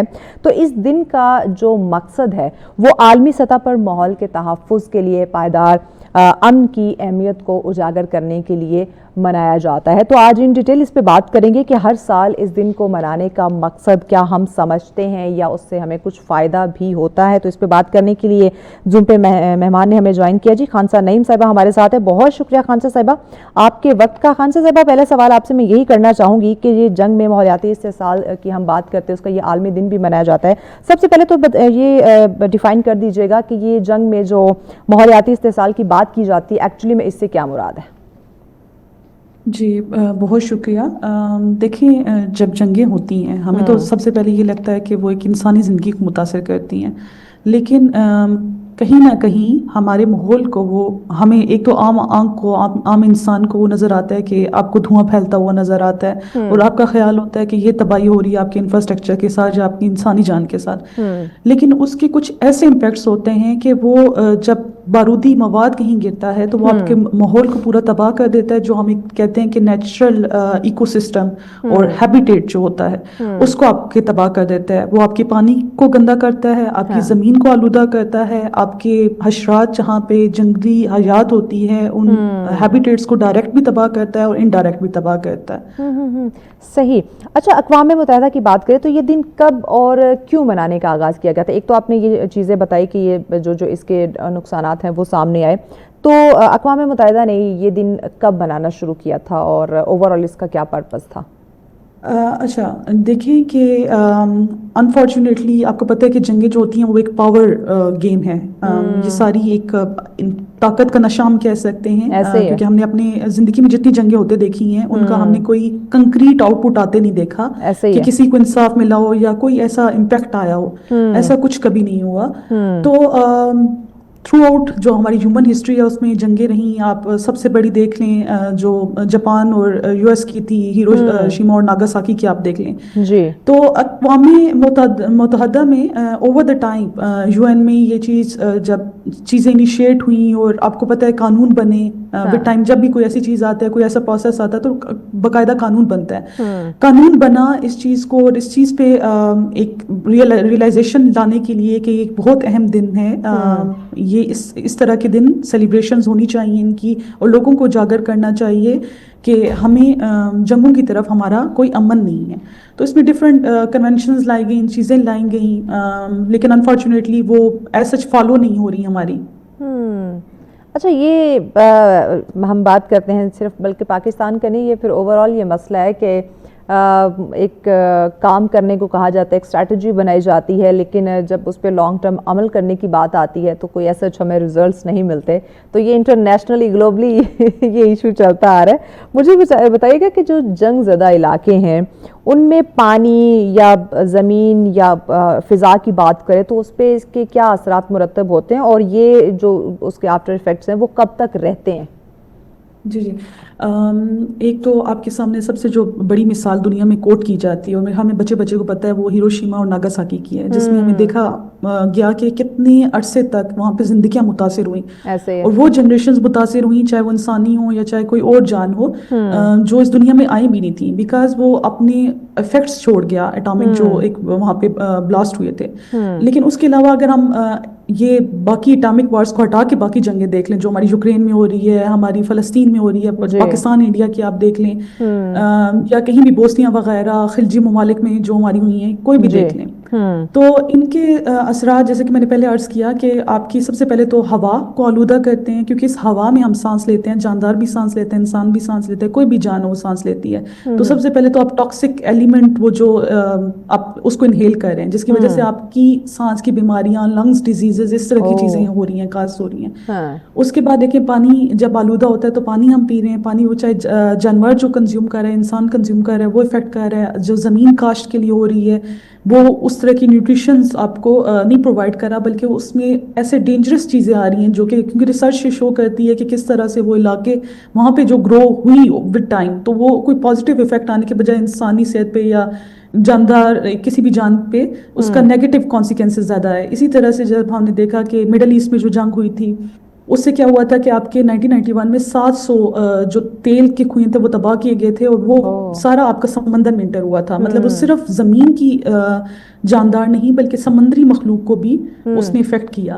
لائک وائز ابھی یوکرین میں جو ہے ہمارا 30% جنگلات جو ہیں, جو جنگلی حیات کی ایریاز ہیں, وہ متاثر ہو چکے ہیں. اور اسی طرح سے افغانستان میں جب یہ ایک امریکہ اور افغانستان کی ہم نے کئی سال decades over the decade 2 decades کی ہم لوگوں نے جو جنگ دیکھی, اس میں آپ کے کتنے ایسے اسپیشیز جو تھیں نایاب اسپیشیز وہ ناپید ہو چکی ہیں. تو اس کے اوور دا ٹائم بہت سارے ایسے ہم ایفیکٹس دیکھ رہے ہیں. اور ابھی موسٹ ریسنٹلی کیونکہ ہم پاکستانی ہیں, پاکستان کے کانٹیکس میں بھی اس کو دیکھ لیتے ہیں کہ آپ انڈیا پاکستان کی جنگ دیکھیں کہ اس کے بعد سنتاز, بلکہ اس سے پہلے بھی بات ہو رہی تھی اور اس کے بعد بھی ہو رہی تھی, اس کی مخالفت کا بھی ایک ہم نے دیکھا کہ پانی روکا گیا. تو وہ بھی ایک طرح کا انڈائریکٹ امپیکٹ تھا بیفور, پری اور پوسٹ وار. ٹھیک. اچھا مجھے بتائیے گا کہ جنگی علاقوں میں دوبارہ بحالی یعنی کہ ریہیبلیٹیشن کے لیے کیا اقدامات کیے جاتے ہیں تاکہ دوبارہ سے وہاں پہ ایک نارمل لوگ زندگی گزار سکے جس طرح کے باقی جگہوں پہ گزارتے ہیں؟ جی جیسے کہ یونپ کا بہت اہم رول ہے, اور بھی جو ہمارے پاس ہیں ورلڈ بینک ہو گیا یا باقی جو یو این کی آرگنائزیشنز ہیں, وہ بھی اوور دا ٹائم اپنا رول پلے کرتی رہتی ہیں. جیسے ہمیں کبھی واش میں نظر آتا ہے, کبھی ہمیں کسی اور چیز میں نظر آتا ہے کہ وہ اس کو جو ہے وہ واپس لا رہی ہیں. لیکن یونپ کا میں بات کروں گی, یونپ کا کافی رول ہے. جیسے کہ میں نے آپ کو عرض کیا کہ 1991 میں جب یہ مڈل ایسٹ کی جنگ ہوئی تھی تو وہ سمندر کو پھر انشور کیا گیا تھا کہ اس کی صفائی کی مہم چلائی گئی تھی. ابھی جب افغانستان میں بارودی سرنگیں جو ہیں ان کو کیا گیا, انشور کیا گیا کہ اس کو جگہ کو پاک کیا جائے تاکہ انسانی یا جو بھی کوئی بھی ایسی جان ہے وہ جو افیکٹ ہو رہی ہے اسے بچایا جا سکے. اور اسی طرح سے اوور دا ٹائم ہم کمپینز دیکھتے ہیں میسو لیول پہ, جیسے ہم ایک عام اکثر بول رہے ہوتے ہیں ٹی پلانٹیشن یا ود پرٹیکولر ایریا کی بھی ہم دیکھتے ہیں کہ ایز پر دیئر نیڈ بھی ڈفرینٹ ڈیزائنز ہوتی ہیں. مڈل ایسٹ میں ڈیزائن ہوئی, ہم نے لیبیا میں دیکھا, بوسنیا میں دیکھا کہ کمپینز لائی گئی, لیکن وہ کمپینز ایک طرح کا وہ آپ کو واپس 100% واپس تو آپ کو لے کے نہیں جا سکتی. بہتری لا سکتی ہیں آپ کے آب و ہوا میں, لیکن آپ کو اسی پہ جہاں پہ بیفور ڈیٹ وار وہ آپ کا انوائرمنٹ تھا, ایکو سسٹم تھا, اس پہ نہیں لے کے جا سکتی. کمپینس کرنے کے باوجود, فنڈز دینے کے باوجود, it took years to bring back that natural habitat. اور بعض دفعہ تو ایسے ہوتا ہے کہ وہ ایکو سسٹم اس طرح سے تباہ ہوتا ہے کہ وہ اسپیشیز ہی ختم ہو جاتی ہیں. اچھا اوکے. اچھا مجھے بتائیے گا کہ موسمیاتی تبدیلی یعنی کہ کلائمیٹ چینج کی بات کریں اور جو جنگی آلودگی ہے اس کی بات کریں تو دونوں کا آپس میں کیا تعلق ہے؟ جی بہت اچھا آپ کا سوال ہے. جیسے کلائمیٹ چینج آج کل کا ہاٹ ٹاپک ہے, کیونکہ ہمیں اس کے اثرات نظر آ رہے ہیں, وہ سیلاب کی صورت میں ہوں, وہ قحط سالی کی صورت میں ہوں, وہ گلوفس ہوں, جیسے گلیشیئر ہمارے میلٹ ہو رہے ہیں کیونکہ ہمارا ٹیمپریچر بدل رہا ہے. انسانی زندگی بہت زیادہ بری طرح سے متاثر ہو گئی ہے, ہماری سردیاں شرنک ہو گئی ہیں, گرمیاں ہماری بڑھ گئی ہیں. تو یہ جو سوال ہے, جیسے ابھی ہم اگر بات کریں تو لاہور میں ابھی ہم دیکھ رہے ہیں کہ وہاں پہ آب و ہوا ہمارا آلودہ ہونا شروع ہو گیا, اسموک کا ایشو پھر سے آنا شروع ہو گیا. تو جب ایک نارمل آپ کہتے ہیں کہ انڈسٹریلائزیشن کی وجہ سے آپ کا ایک ٹیمپریچر جو ہے وہ پرٹیکولر پوائنٹ پہ پہنچا ہے, اس کے بعد آپ کے ایسے اثرات آنا شروع ہو گئے ہیں کہ آپ کا آب و ہوا تباہ ہو گیا ہے. آپ کا جو پہلے سیزنل ویریشنس تھیں وہ بالکل ڈسٹرب ہو گئی, سیزنل سائیکلز ڈسٹرب ہو گئے, ایک رین فال یا یہ پیٹرنز ڈسٹرب ہو گئے. جب جنگیں ہوتی ہیں تو وہ سمجھیں کہ ایک ٹریگر ان کو کر دیتی ہیں, وہ ٹریگرنگ فیکٹرز ہوتے ہیں. کوئی جنگ ہوتی ہے اور وہ ایک جو چیز پروسیس ہو رہی ہوتی ہے اس کو وہ ٹریگر کر دیتا ہے, اسپیڈ اپ کر دیتا ہے, 4 ٹائمز اس کی اسپیڈ بڑھا دیتا ہے, 8 ٹائمز اسپیڈ بڑھا دیتا ہے. تو وہ جو چیز انڈسٹریلائزیشن کی وجہ سے, ٹیمپریچر انکریز ہونے کی وجہ سے وہ شاید 2 سال میں ہو رہی ہے, وہ چند ماہ میں ہو سکتی ہے. صحیح. اچھا مجھے بتائیے گا کہ ماحول دوست پالیسیز کی بات کی جائے تو عالمی امن کے قیام میں یہ کس طرح سے مدد دے سکتی ہے؟ دیکھیں ماحول دوست پالیسیز بہت اچھا سوال ہے. ہمارے پاس قانون تو بنے نہیں ہیں, اور کوئی پالیسی اور قانون جو ہے وہ تب تک لاگو ہو سکتا ہے جب اس کی عزت کی جائے. ہمارے ساتھ انفارچونیٹلی مائکرو لیول پہ, میکرو لیول پہ, مطلب نیشنلی, انٹرنیشنلی, گلوبلی, کہیں پہ بھی یہ ایک انسانوں کے ساتھ مسئلہ ہے کہ ہم پاور گیم میں اور پاور کے نشے میں رہتے ہیں, اور جو ہم میں سے طاقتور ہوتا ہے وہ اس کو یہ فیل ہی نہیں ہوتا کہ کوئی قانون ہے, کوئی پالیسی ہے, اس کی پاسداری کرنے کی ضرورت ہے. تو جو قانون جیسے جنیوا کنونشن ہے اس میں باقاعدہ اس میں لا پاس ہوا ہے ان چیزوں کو انشور کرنے کے لیے, اور ایسی اسٹریٹجیز پالیسیز ہمارے پاس باقاعدہ ہیں. لیکن وہ تب ہی لاگو ہو سکتی ہیں جب آپ اس پاور کے نشے سے نکلیں. تو جو پالیسیز ہیں ان کے ساتھ ساتھ کہیں نہ کہیں اسٹرانگ ایڈوکیسی کی ضرورت ہے, ملکوں کو یہ بتانے کی ضرورت ہے. اور جیسے کہ پاکستان, انڈیا ہم لے سکتے ہیں کہ ایک ابھی ہوئی ہیں, ایک وار میں انوالو ہوئی ہیں, یا ریسنٹلی ایران کا ہم نے دیکھا, ایک مسئلہ دیکھا اسرائیل کے ساتھ, اور پھر اس میں اور کنٹریز انوالو ہوئی, کہ ان کے انویسٹرز کے تھرو یہ میسج جائے, ان کے انویسٹرز کے تھرو جائے کہ وہ انفراسٹرکچر کو کس طرح سے ڈیمیج کیا. ہم ہمیشہ یہ دیکھتے ہیں کہ پاکستان نے انڈیا کو اتنا نقصان پہنچایا یا انڈیا نے پاکستان کو اتنا نقصان پہنچایا.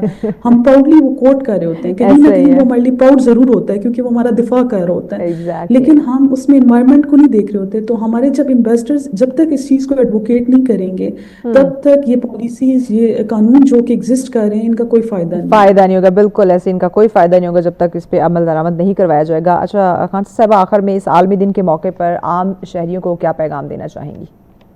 امن, کیونکہ امن بہت ضروری ہے. ہمیں اپنی کنورسیشنز میں بھی جنگوں کی طرف بات نہیں کرنی چاہیے, یا ایسی چیز نہیں اس چیز کی طرف جانا چاہیے. اور میرے خیال میں جو عام شہری, چاہے وہ کس ملک کے بھی ہیں, وہ امن پسند ہی ہیں.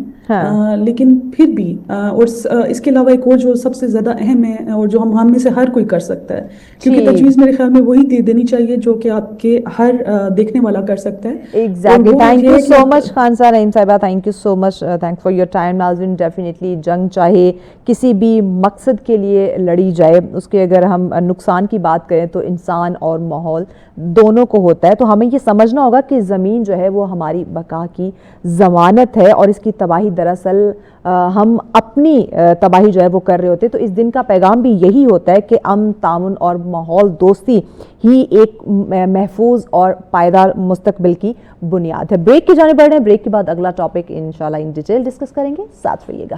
वेलकम बैक नाज़रीन, आप देख रहे हैं सच सवेरा। आज का हमारा आखिरी टॉपिक जिस पे हम बात करने जा रहे हैं नाज़रीन, ख़वातीन की बात करें तो ये किसी भी मुआशरे की बुनियादी सतून और तरक्की की ज़मानत होती है। इनके हकूक़ का तहफ़्फ़ुज़, इनके जानो माल का जो है वो ख़याल रखना, इनको तहफ़्फ़ुज़ फ़राहम करना, ये किसी भी महज़ब कौम की बात करें तो उसकी पहचान होती है। तो क्या आज हम इस पहचान को ज़िंदा रखे हुए हैं, इस पे हम बात करेंगे। और जब हम इस्लाम की बात करते हैं तो इस्लाम ने औरत को इज़्ज़त, वक़ार और मसावी हकूक़ जो हैं वो अता किए हैं, मगर अफसोस के साथ हमें ये बात करनी पड़ रही है कि आज भी दुनिया के कई हिस्सों में हम देखते हैं तो ख़वातीन अपने बुनियादी हकूक़, जैसे कि बात की जाए तालीम, रोज़गार, विरासत, आज़ादी राय और तहफ़्फ़ुज़ से महरूम हैं। ऐसा क्यों है? ये एक बहुत बड़ा सवाल है कि जब इस्लाम ने औरत को ये तमाम तर राइट्स दे दिए हैं तो फिर मैं, आप, हम कौन होते हैं उसके ये हकूक़ उससे छीनने वाले। तो इस पे बात करेंगे। माशरती तरक्की की बात करें तो नाज़रीन वो उसी वक्त मुमकिन हो सकती है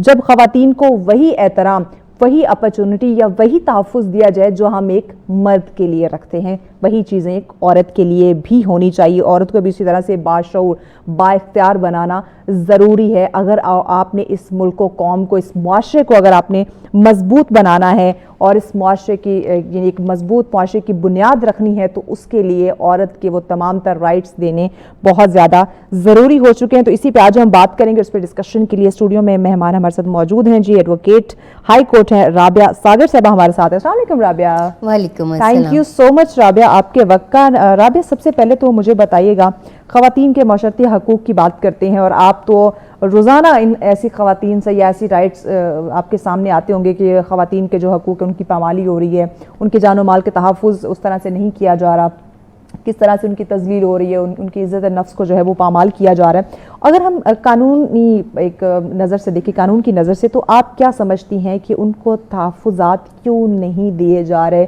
बेसिक वजह या वजूहात आप क्या समझती हैं? Thank you Mahwish. बेसिकली ये है कि अवेयरनेस की कमी, इसके साथ साथ मैं आपको कुछ ओरिएंटेशन अपने नाजरीन को आपके प्रोग्राम के तवज्जो से ख़वातीन को देना चाहूँगी। ज़रूर कि कानूनी हकूक़ हैं क्या। फर्स्ट ऑफ ऑल तो जैसे आपने इस्लाम की बात की तो हमारे हर हक़ का जो माखज़ है वो इस्लाम है। उसके बाद अगर हम देखें तो आईन पाकिस्तान जो पाकिस्तान का कानून का एक गाइडलाइन है और हमें तमाम हकूक़ फ्राहम करता है, वो हमें स्पेशल गारंटीज़ देता है। बिल्कुल ऐसे जैसे कि तहफ़्फ़ुज़ात हमें दिए जाते हैं। तो इस तरह अगर हम आइन के आर्टिकल 25(2) और 25(3) की बात करें तो ख़ुसूसी तौर पर ख़वातीन के हकूक़ को, उनकी बराबरी को माशरी धारे में लेकर आने के लिए, उनकी बराबरी के लिए ये दोनों आर्टिकल्स बनाए गए हैं। इसी तरह से जो आर्टिकल 25(3) है आईन पाकिस्तान का, वो ये कहता है कि ख़वातीन के लिए ख़ुसूसी कवानीन बनाए जाएं, उनके लिए ख़ुसूसी एक माहौल क्रिएट किया जाए ताकि वो अपने तमाम जो कानूनी और इस्लामी हकूक़ हैं वो एक कंफर्टेबली, स्मूथली हासिल कर सके। एग्जैक्टली। इसके साथ साथ हम बात करते हैं कि राइट्स की, कि राइट्स हैं क्या और कौन कौन से राइट्स हैं जो ख़वातीन को देने चाहिए, उनको मिलने चाहिए। सबसे पहले तो जैसे बात हुई हक़ की ज़िंदगी, अगर हम देखें तो पाकिस्तान में भी और पूरी दुनिया में भी बहुत सारे ऐसे केसेस सामने आते हैं जहाँ पे सिर्फ लड़की होने की वजह से अगर हम इस्लाम से पहले के माशरे की बात करें तो उनको पैदा होते ही मार दिया जाता था। और अगर अभी भी हम देखें तो बहुत सारे केसेस में ऐसा है कि जब अल्ट्रासाउंड के थ्रू या किसी थ्रू उनको ये पता चलता है कि बच्ची है, बच्ची की पैदाइश होने वाली है, तो वो कोशिश करते हैं कि ज़िंदगी को ख़त्म कर दिया जाए। तो सबसे पहले तो हक़ ज़िंदगी, कि अगर कोई बच्ची है तो उसको भी ज़िंदगी का उतना ही हक़ हासिल है जितना कि एक बच्चे को। उसके बाद उसको सेहत का हक़, कि उसको हिफाजती टीके लगवाए जाएं, उसकी सेहत, उसकी खुराक का ख्याल रखा जाए। और उसके बाद है एजुकेशन।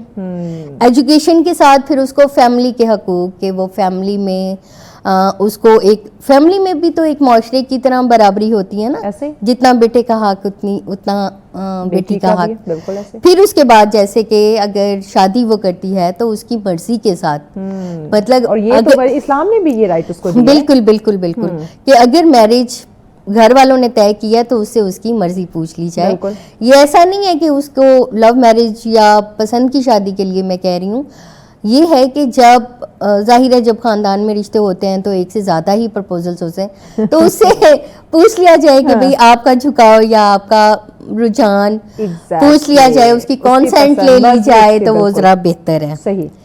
फिर इसके बाद एक और जो हमें आईने पाकिस्तान और हमारे कानूनी हकूक जो हैं वो प्रोवाइड किए जाते हैं, वो ये कि कम उम्र की शादी से ममानियत, यानी कि ये भी एक बच्चे का हक है कि अगर वो 18 साल से कम उम्र है तो वो अपना बचपन एंजॉय करे, अपनी तालीम को एंजॉय करे, और इसी तरह से वो जो भी उसकी उस एज की 18 साल से कम उम्र की जो वो एक मेडिकल की भी प्रॉब्लम्स होते हैं, Exactly. तो वो 18 साल से जो कम उम्र है, अंडर एज मैरिज है, उससे जो मतलब ममानियत है वो भी उसका एक हक है। ठीक है। फिर उसके बाद ये है कि वर्क प्लेस, वो चाहे स्कूल हो चाहे काम की जगह हो, वहाँ उसे हरासा ना किया जाए। Prevention of harassment at work place, ये भी उसका एक हक है। एग्जैक्टली। इसी तरह हम अब पब्लिक प्लेसेस पे देख लेते हैं कि पब्लिक प्लेसेस पे भी उसे हरासा ना किया जाए, तो ये उसका हक है। इसके बाद ये है कि अगर उसे विरासती तौर पर या खुद अपनी इनकम से अगर वो प्रॉपर्टी खरीदना चाहती है तो वो प्रॉपर्टी खरीद भी सकती है, वो उसको किराए पे भी दे सकती है, वो उस प्रॉपर्टी से मतलब बेच भी सकती है, वो किसी और की पाबंद नहीं है, ये वो उसका राइट है। ये उसका राइट है। सपोज अगर माशाल्लाह जैसे आप हैं या कोई भी खातून है, वो अपनी किसी भी तरह से इनकम से कोई प्लॉट लेती है, कोई घर लेती है, तो उसे ये मजबूर नहीं किया जा सकता, उसके घर वाले, उसके मर्द मेल फैमिली मेंबर ये नहीं कह सकते कि ये तुम अपने नाम पे ना करो। और बहुत सारे केसेस में मैंने ये भी देखा है कि खवातीन को बैंक अकाउंट का भी हक नहीं मिलता, कि अगर वो खुद इनकम जनरेट कर रही हैं किसी भी लेवल पे, वो छोटा लेवल हो या बड़ा लेवल हो, तो वो कहते हैं कि जो पैसे हैं वो मर्द के अकाउंट में डाले जाएं। इसी तरह ठीक, तो यानी ये कुछ राइट्स हैं जो डेफिनेटली हमारी औरतों को दिए जाते हैं। अच्छा, मैं अब आपसे जानना चाहूँगी राबिया साहब, एक और चीज़, घरेलू जो तशद्दुद ख़वातीन पे किया जाता है, ये बड़ा सीरियस मैटर है और बहुत सारे ऐसे केसेस हमारे सामने आए, हाईलाइट हुए। आप लोगों के सामने तो नित नए इस तरह के केसेस रिपोर्ट होते होंगे, मीडिया पे वो बहुत कम हाईलाइट होते हैं, और कुछ तो ऐसे हैं जो ना आपके पास आते हैं ना वो मीडिया पे आते हैं, और वो जो ख़वातीन हैं ऐसी उनकी तरबियत कर दी जाती है या माइंड सेट के कहा जाता है कि बस अब तो ये तुम्हारा घर है या तुम तो एक लड़की हो और थ्रू आउट तुम्हें ये तमाम तर चीज़ें सहनी है। तो आया इस कॉन्सेप्ट से हम कैसे बाहर निकलें और माशरती तहफ़्फ़ुज़ पर अब चूँकि बात करें तो ये भी एक बड़ा असरअंदाज ये चीज़ होती है कि आप एक औरत पे यानी घरेलू तशद्दुद हो रहा है, खा वो बेटी है, बीवी है, वो माँ के सूरत में है या वो घरेलू मुलाजमा है, तो इस तरह के केसेस पे बात करना भी बड़ा ज़रूरी है। हमने ब्रेक की जाने बढ़ना है, ब्रेक के बाद इन डिटेल नाज़रीन हम अपने मेहमान से इस पे जानेंगे, बिकॉज ये भी एक ऐसा सीरियस इशू है जहाँ हम बाकी हकूक़ की राइट्स की बात कर रहे हैं, वहाँ पे उसके जानो माल के तहफ़्फ़ुज़ और इस चीज़ पे बात करना भी बहुत ज़्यादा ज़रूरी हो चुका है। तो इन डिटेल इस पे बात करते हैं, जानते हैं, बट ब्रेक के बाद साथ रहिए। वेलकम बैक नाज़रीन, आप देख रहे हैं सच सवेरा, आखिरी टॉपिक और आखिरी सेगमेंट हमारा जिसपे हम बात कर रहे हैं ख़वातीन के माशरती हकूक़ और उसके तहफ़्फ़ुज़ात पे हम बात कर रहे हैं। राबिया साहबा हमारे साथ है। राबिया साहबा, हम बात करने जा रहे थे, आपसे पूछना चाह रहे थे, ये जो घरेलू तशद्दुद होता है ख़वातीन के ऊपर, खा वो बेटी है, माँ है, बहू है या एक घरेलू मुलाजमा है, उस पर जो तशद्दुद हो रहा होता है, इसके ख़िलाफ़ हमारा कानून क्या कहता है और इसकी रोकथाम क्यों नहीं की जा रही? इसके जिस तरह से इसकी रिपोर्ट्स या इस पर अमल होना चाहिए था, एक्शन होना चाहिए था, उस तरह हमें से कुछ चीज़ें नज़र नहीं आ रही, क्यों? देखिए, ख़वातीन को तशद्दुद से बचाने के लिए पाकिस्तान में क़वानीन तो मौजूद है, ठीक है, बहुत सारे केसेस रिपोर्ट भी हो रहे हैं, लेकिन जैसे आपने पहले बताया कि उनको दबा लिया जाता है ना उनकी आवाज़ को। तो अगर हम लॉज की बात करें तो पाकिस्तान पिनल कोड के साथ साथ कुछ खसूसी क़वानीन भी मौजूद हैं, ठीक है, जो कि ख़वातीन को तशद्दुद से बचाने के लिए बनाए गए हैं, जैसे domestic violence prevention and protection act 2012।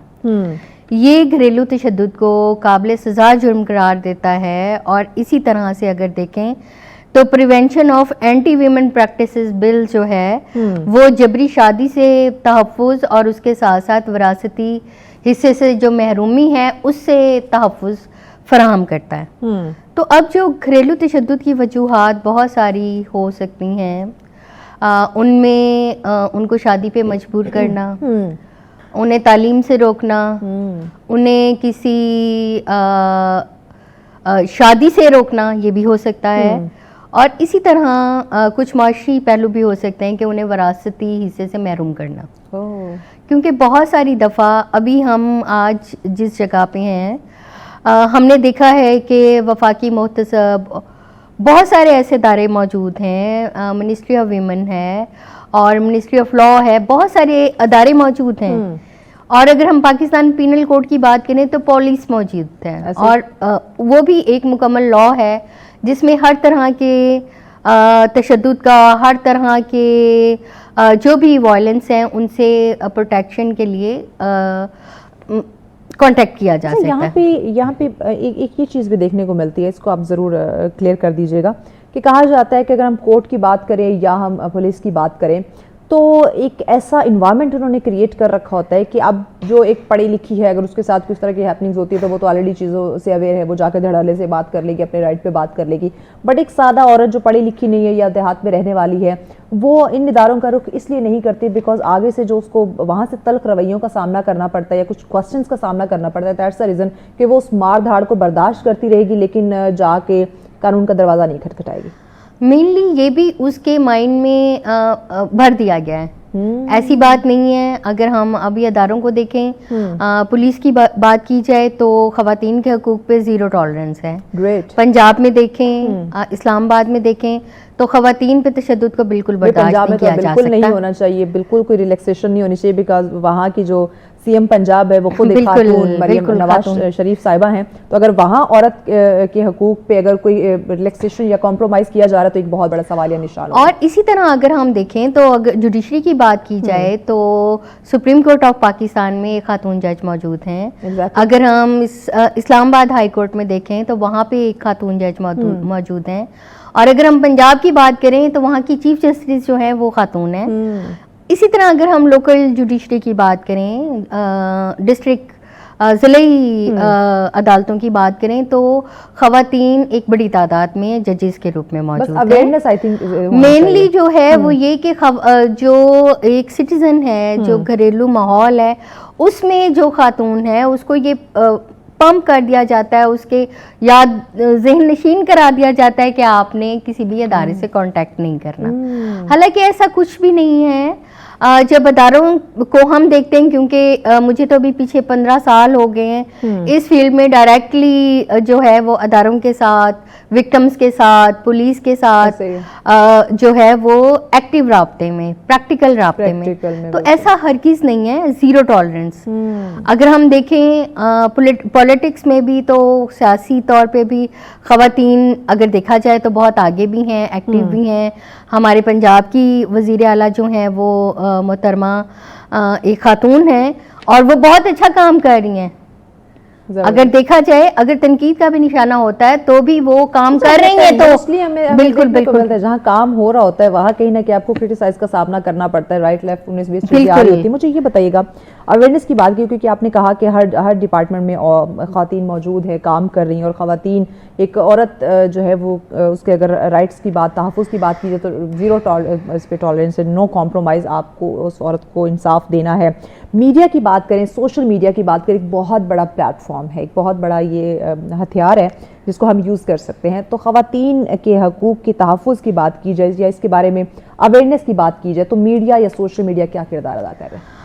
Social media بہت اچھا کردار ادا کر رہا ہے, لیکن یہاں پہ میں آپ کی بات میں کچھ اور ایڈ کرنا چاہوں گی کہ جہاں پہ خواتین کے حقوق کی بات ہو رہی ہے, جہاں پہ ان کی پبلک پلیسز پہ ہراسمنٹ کی بات ہو رہی ہے, جہاں پہ ان کے ورک پلیس پہ ہراسمنٹ کی بات ہو رہی ہے, تو ایک نیا ہراسمنٹ پلیس بھی سامنے آیا ہے جسے آن لائن ہراسمنٹ کہا جاتا ہے. بہت ساری جو خواتین ہیں جب وہ سوشل میڈیا استعمال کرتی ہیں تو ان کو آگے اس طرح کے بہت سے لوگ مل جاتے ہیں جو کہ ان کو مختلف جھانسے دے کر ان کو ٹریپ کر کے انہیں جاب کا, باہر جانے کا, اسٹڈی کا, اس طرح کے وہ دے کے ان کی پرائیویٹ ڈیٹا, ان کی پکچرز ریسیو کر لیتے ہیں کسی طریقے سے, اور اس کے بعد ان کو بلیک میلنگ کے لیے بھی اس کو استعمال کیا جاتا ہے. تھینک یو سو مچ رابعہ صاحبہ. یقیناً ناظرین نے یہ بلیک میلنگ کا جو انہوں نے ایک سلسلہ گنوایا, اس سے عورت کو خود بھی بچنا ہوگا. اور معاشرے کی بات کریں تو معاشرے کی ترقی کی بات کریں تو یہ اس وقت تک ممکن نہیں ہوتی ناظرین جب تک آپ ان کے جو جائز حقوق ہے یا مکمل تحفظ ان کو نہیں دیتے. جیسے ابھی ہماری گیسٹ نے کہا کہ مختلف طریقہ کار سے ان کو بلیک میل کیا جاتا ہے, ان کو ٹارچر کرنے کی کوشش کی جاتی ہے. تو تمام تر چیزوں کو مد نظر رکھتے ہوئے ایک عورت کو تحفظ دیں گے تبھی یہ معاشرہ جو ہے وہ کامیاب ہوگا. اور عورت ناظرین صرف گھر کی زینت نہیں ہوتی, بلکہ ہم بات کریں تو یہ قوم کی جو ہے وہ مہمار بھی ہے. تو آپ نے اس چیز کو ضرور سوچنا ہے. اور یہ ایک میسج بھی آپ کے لیے, ایک پیغام, ایک سوال چھوڑے جا رہے ہیں کہ کیا آج آپ کی عورت آپ کے گھر میں یا آپ کی وجہ سے کسی اور گھر کی جو عورت ہے وہ غیر محفوظ تو نہیں ہے؟ یہ آج ضرور سوچئے گا. اسی سوال اور اسی پیغام کے ساتھ ہمیں اجازت دیجیے. اللہ نگہبان.